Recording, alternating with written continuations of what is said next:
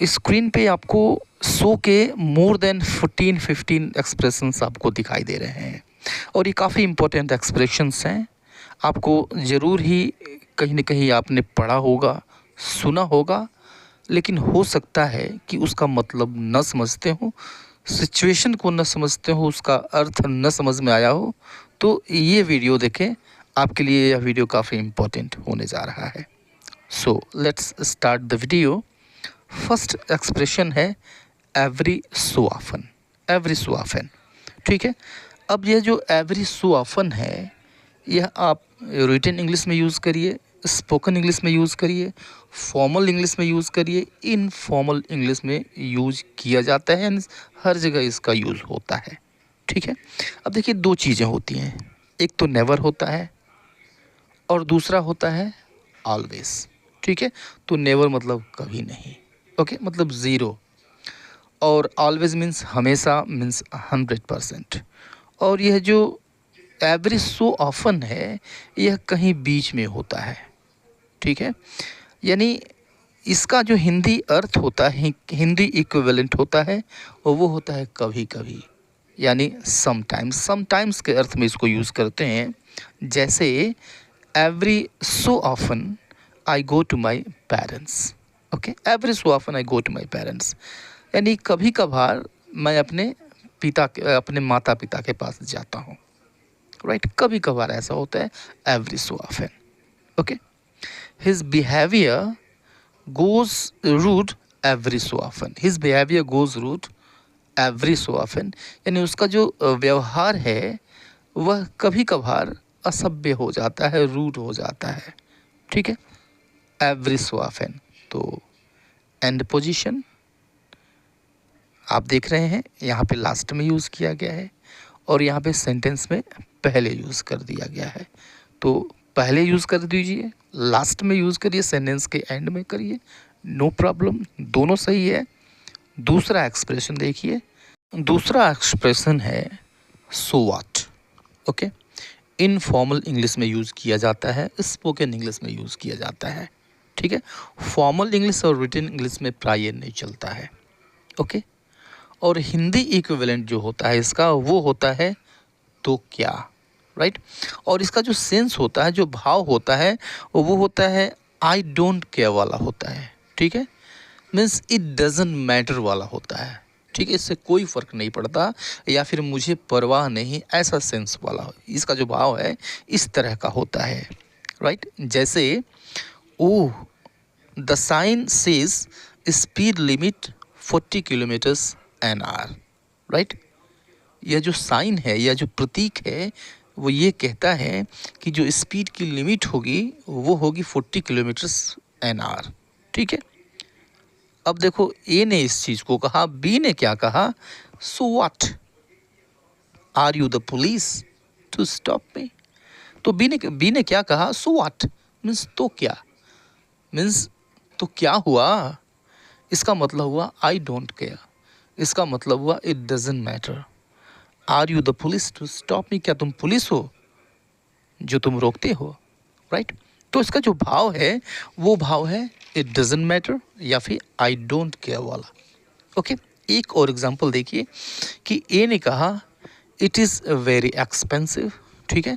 कोई सामान आप ख़रीदने गए, दो दोस्त मिलके ख़रीदने गए, ठीक है, मार्केट में। तो अब पहले वाले ने कहा, ए ने कहा कि यार इट्स वेरी एक्सपेंसिव, ये तो काफ़ी महंगा है।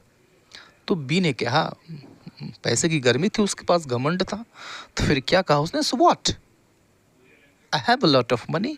तो क्या हुआ यार, I have a lot of money, अब मेरे पास बहुत पैसा है, राइट। अब थोड़ा सा इसमें घमंड है, ठीक है, एरोगेंस है। तो यह जो लैंग्वेज है, यह जो फ्रेज़ है, इसको रूड माना जाता है, ठीक है। प्रायः फैमिली में चल जाता है, फ्रेंड्स में चल जाता है, या फिर वहाँ पे आप यूज़ कर सकते जहाँ पे आपको लगता है कि थोड़ा सा एरोगेंस दिखाना यार ज़रूरी है, तो वहाँ पे आप इसको यूज़ कर सकते हैं, ठीक है। आप ऑफिसेज़ में नहीं कर सकते, ठीक है, वर्क प्लेसेस पे नहीं कर सकते, वैसी जगहों पे आप ना करें, राइट। नेक्स्ट देखते हैं सो, ठीक है। तो सो यह भी इनफॉर्मल इंग्लिश है, स्पोकन इंग्लिश में चलता है, इनफॉर्मल इंग्लिश में चलता है, राइट। तो अब देखिए कि एक तो बैड होता है, बैड मतलब बुरा, और इसका ठीक उल्टा होता है गुड, राइट। अब इन दोनों के बीच की भी तो कोई चीज़ हो सकती है जो बुरी भी ना हो, अच्छी भी ना हो, मतलब ठीक ठाक हो, राइट। हिंदी में इसका अर्थ होता है ठीक ठाक, मतलब न अच्छा न बुरा, यही सोसो है। सोसो यही अर्थ देता है, ये भाव देता है। जैसे आप अपने फ्रेंड से पूछते हैं how was your day, how was your day, यानी तुम्हारा जो दिन था वो कैसा था।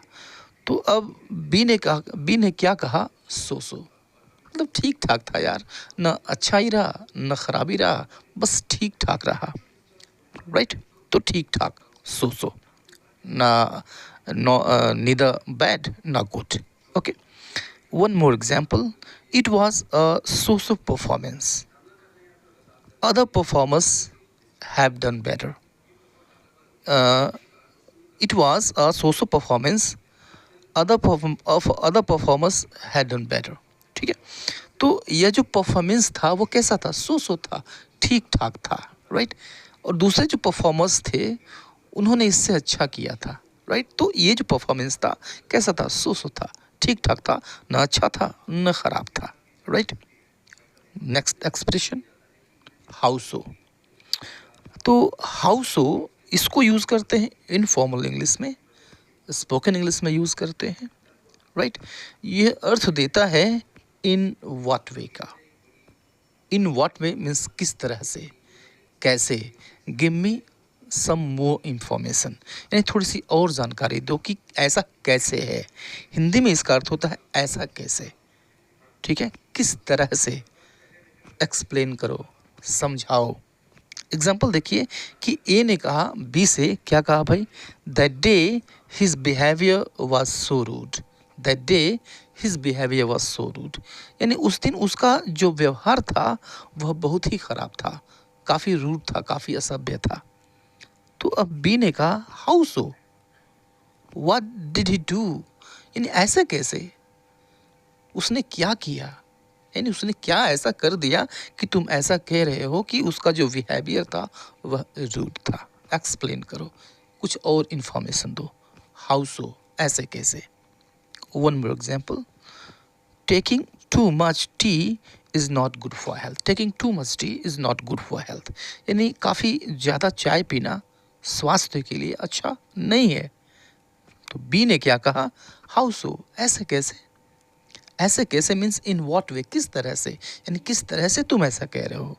तो फिर ए ने कहा it kills hunger, it kills hunger and sleep, यानी यह भूख और नींद को मार देता है, भूख और नींद को ये मार देता है, ठीक है। तो आगे एक्सप्लेनेशन भी मिला, किस तरह से ये भी बताया गया। हाउ सो मीन्स ऐसे कैसे, किस तरह से, इन व्हाट वे, राइट, ये अर्थ देता है। नेक्स्ट देखते हैं आर सो। आर सो का अर्थ होता है लगभग, मीन्स अप्रॉक्सीमेटली, अप्रॉक्सीमेटली। ये भी इनफॉर्मल इंग्लिश में ही चलता है, स्पोकन इंग्लिश में चलता है। सपोज करिए जो एग्जैक्ट नंबर है वो है 2000, this is the exact number, right. तो अब जब एग्जैक्ट नंबर की हम बात करते हैं, राइट, तो एग्जैक्ट नंबर दे दिया गया, दैट हैज़ बीन गिवन 2000।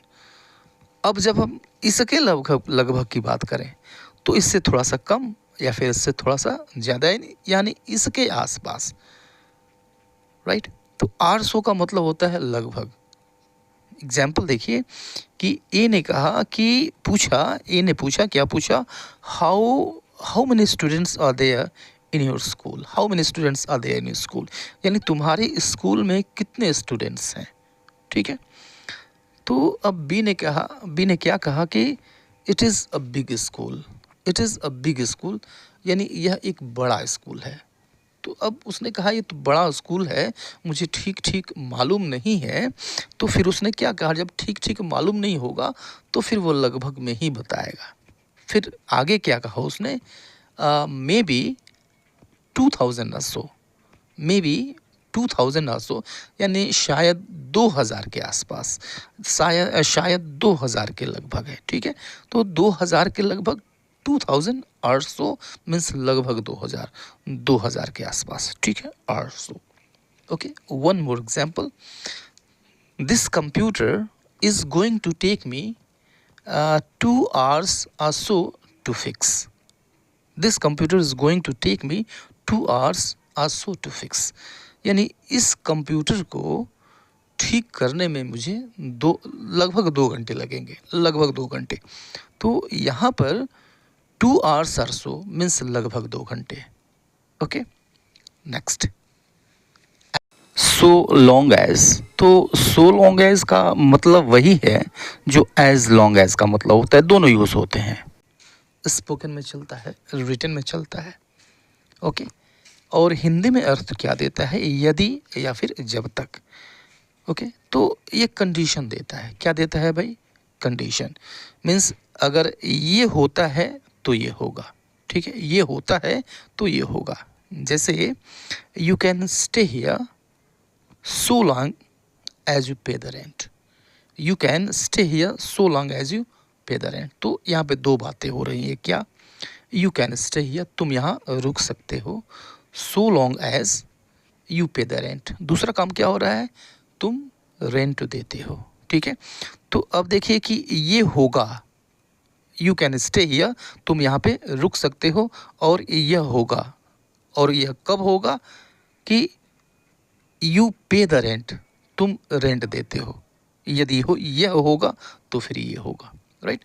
अब इन दोनों जोड़ने के लिए हमको ज़रूरत पड़ेगी, दोनों को जोड़ने के लिए सो लॉन्ग एज, यानी जब तक तुम मुझे रेंट देते हो तब तक तुम यहाँ रुक सकते हो। तो सो लॉन्ग एज मतलब होता है यदि या फिर जब तक भी होता है। तो हिंदी में देखें तो जब तक यह ज़्यादा सूटेबल लग रहा है, राइट। तो आप सिर्फ भाव पकड़ें, भाव को समझें, सेंस इसका क्या है इस चीज़ को समझें, राइट। वन मोर एग्जाम्पल कि country prosperous so long as its citizens are honest. Country prospers so long as its citizens are honest. यानी एक जो कंट्री है वह समृद्ध होती है, प्रॉस्पर करती है, जब तक कि उसके सिटीजन्स, उसके नागरिक क्या हों, ईमानदार हों, ठीक है। तो नागरिक ईमानदार होंगे, यदि यह होगा तो फिर ये होगा, कंट्री प्रॉस्पर करेगी, ठीक है। तो अब एज लॉन्ग एज क्या बताता है कि यदि ये होता है तो फिर यह होगा, सिर्फ इसी कंडीशन में होगा, तो यह नहीं होगा तो फिर यह भी नहीं होगा, राइट। नेक्स्ट एक्सप्रेशन देखते हैं, ये है it just so happen, it just so happen that. अब इसके बाद हम यूज़ करते हैं सब्जेक्ट प्लस वर्ब, यानी पूरा इसके ठीक बाद क्लास होता है, ठीक है। इसका मतलब होता है संयोगवश या फिर संयोग से, ओके, संयोग से इसका मतलब होता है हिंदी में संयोग से। जैसे देखिए कि I want to see the match, ठीक है, एक सिचुएशन देखिए कि I want to see the match, यानी मैं मैच देखना चाहता हूँ, क्रिकेट मैच है, वो मैच मैं देखना चाहता हूँ, ठीक है। But all the seats are booked, लेकिन सारी जो सीटें हैं वो बुक हो चुकी हैं। आप हैरान परेशान थके हुए पहुँचते हैं जगह पे, फिर वहाँ पे आप अपने फ्रेंड को ये सिचुएशन बताते हैं, तो फ्रेंड बी आपका ये कहता है कि don't worry, it is just so happen that I have an extra ticket, यानी बात ऐसी है, संयोग से मेरे पास एक एक्स्ट्रा टिकट है, चिंता करने की कोई बात नहीं है, ठीक है। तो ये वह संयोग है, it just so happen that मतलब संयोगवश, means by chance, fortunately I have an extra ticket, तो तुमको चिंता करने की ज़रूरत नहीं है, you needn't worry, okay, don't worry, right. One more example, एक और एग्जाम्पल देखेंगे, sorry I can not attend your wedding, sorry I can not attend your wedding, मैं तुम्हारी वेडिंग अटेंड नहीं कर सकता, मैं तुम्हारी वेडिंग अटेंड नहीं कर सकता।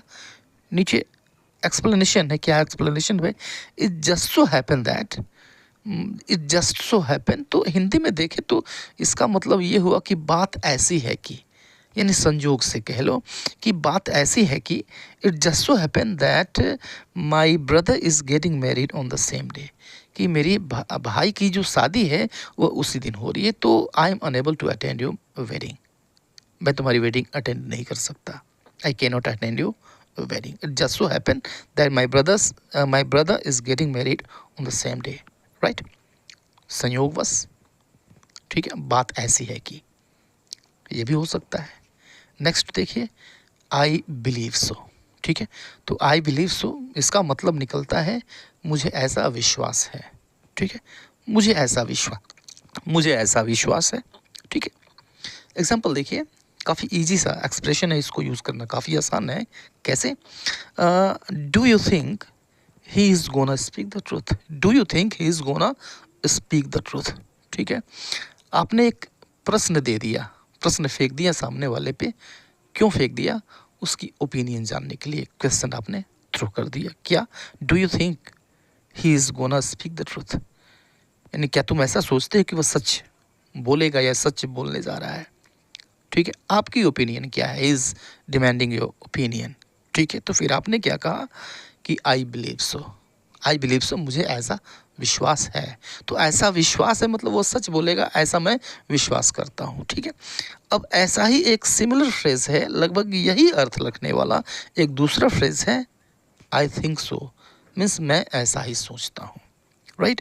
या फिर एक तीसरा फ्रेज यूज करते हैं, आई होप सो, मीन्स मुझे ऐसी उम्मीद है, राइट। इन तीनों का जो अर्थ है वह लगभग एक ही जैसा है, I believe so, I think so, I hope so, right. तो ये तीन एक्सप्रेशंस सो से संबंधित। नेक्स्ट देखिए, आई टोल्ड यू सो, राइट।